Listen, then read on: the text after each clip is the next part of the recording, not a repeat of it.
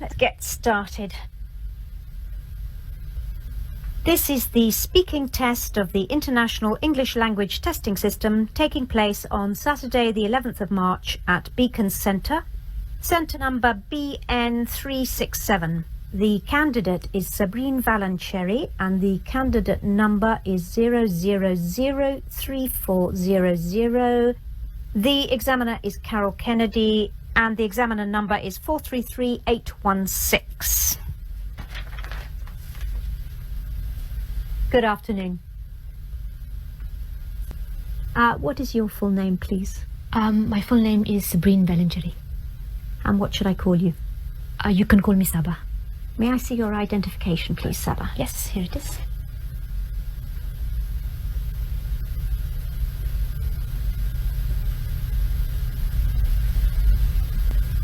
Okay. Thank you.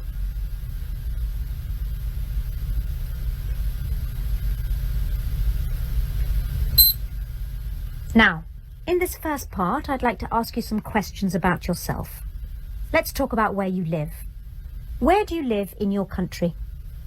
I live in Hyderabad, which is the capital of Andhra Pradesh, in the southeast of India.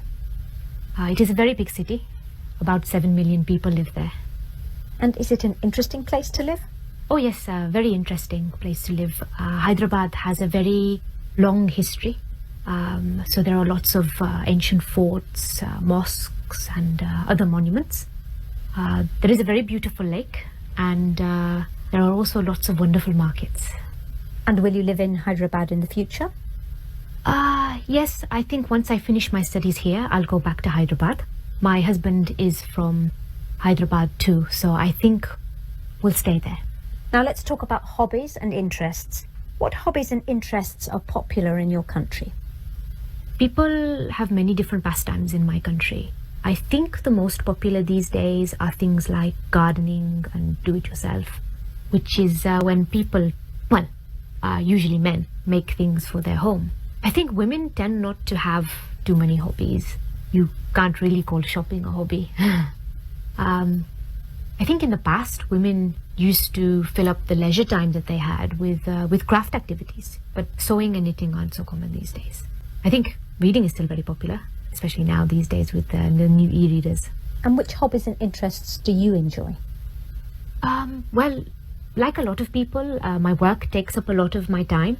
And at the weekend, I like to meet up with my friends or go out with my husband. So I don't really have much time for hobbies. But I do read a lot, especially history and biography. Also, I love collecting art. So I go to a lot of art fairs. I really like colourful, abstract art, which really brighten up our homes. And what hobbies and interests did you have as a child? Gosh, that was a long time ago. Let me think. I used to collect key rings. I think I had about 20 or 25. They were silly things really, but fun for a small child. I used to like painting and drawing. My parents were very supportive and they bought me a lot of oil paints, but I'm not really very talented. I also played the clarinet. I was in a junior orchestra. I remember once we played a concert and my reed broke during the first piece, and so I couldn't make any sound.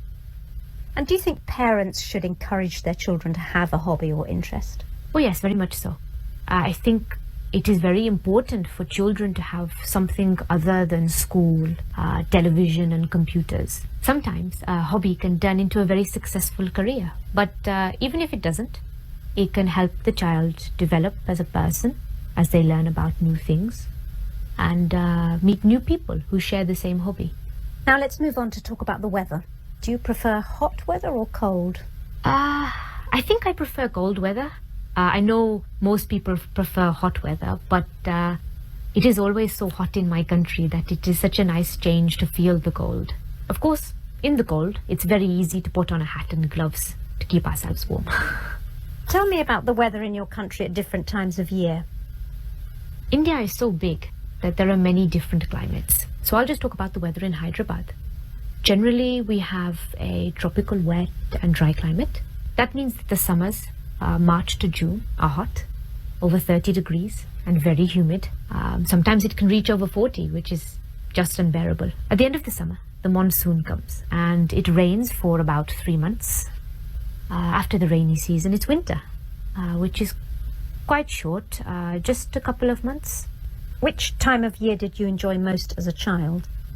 Well, I think like most children, I would say the summer, when we had the long school holiday. But I always preferred spring. There's something so lovely about when everything starts to grow again after the winter. You can almost smell it in the air. And has the weather changed much in your country in recent years? I don't think so, really. I know that in some countries the climate has been changing because of global warming, but where I live it seems to be the same. Just heat and rain. I have noticed something. In recent summers, when it's very hot, there have been many water shortages. I don't remember that happening when I was younger. Thank you. Now I'm going to give you a topic, and I'd like you to talk about it for 1 to 2 minutes. You have 1 minute to think about what you're going to say, and you can make some notes if you wish. Do you understand? Yes. There's your paper and pencil. And here's your topic. I'd like you to describe a gift or present that somebody gave you recently.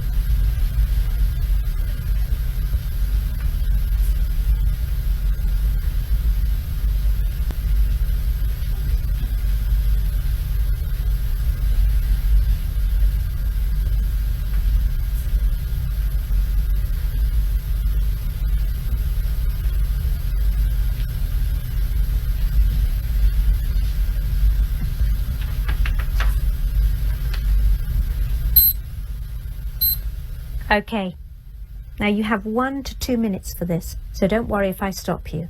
I'll let you know when the time is up. Could you start speaking now, please? I'm going to talk about a present my husband gave me last year for my birthday. We had gone to Istanbul for a few days. My husband had always wanted to go there. Anyway, we had a few days holiday from work and we decided to fulfill my husband's dream.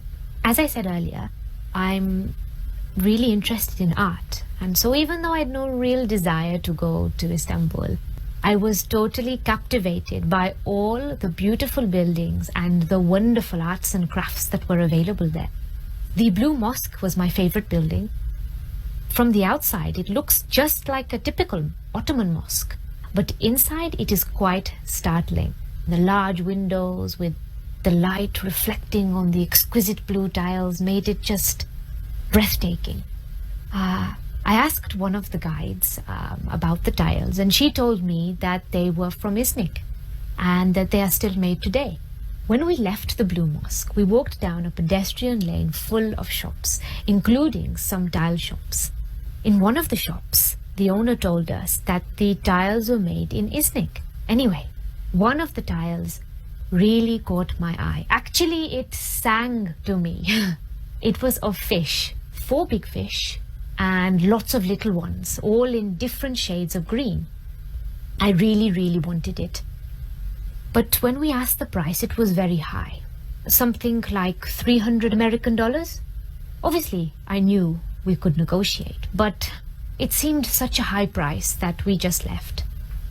The next night, we went out for my birthday meal. Just as we were finishing the dessert, the waiter came over and handed me the most beautifully wrapped gift. I knew at once, because it was very heavy, that it was the fish tile. That's why Thank you. And does this person often buy you presents?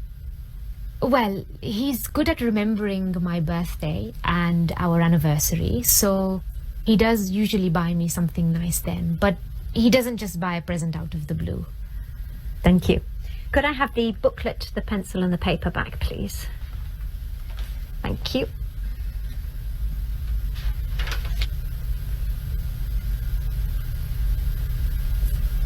Now, you've been telling me about a present you received, and I'd like to ask you some more general questions related to this.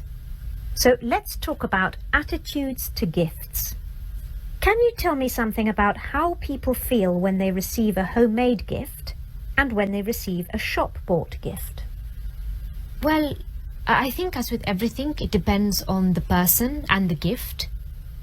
When a grandchild makes something for their grandparents, like a bookmark or a clay pot that they've made at school, then obviously their grandparents will treasure it. For adults, I think it's a bit different.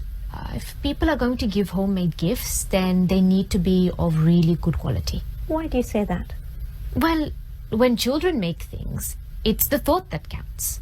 But when it's adults making things, it has to look like the present is a proper present, rather than something they've made just because it's cheaper. Of course, the thought still counts, and in many ways, our time now is more important or precious than money.